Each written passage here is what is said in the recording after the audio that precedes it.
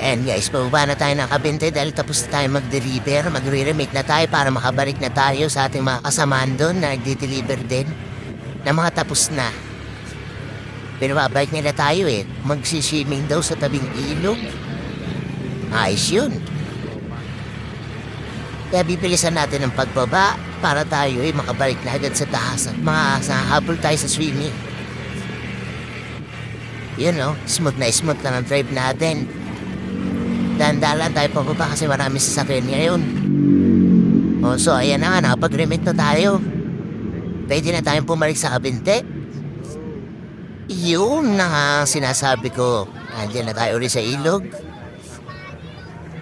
Yan, kasama natin mga kasama namin sa pagdi-deliver.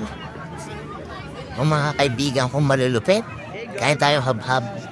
Ayan na nga si Pasout. Kaya pa si Pasout, ayan tawan-tawa ko kasi ipapakita niya na ngayon si Panort.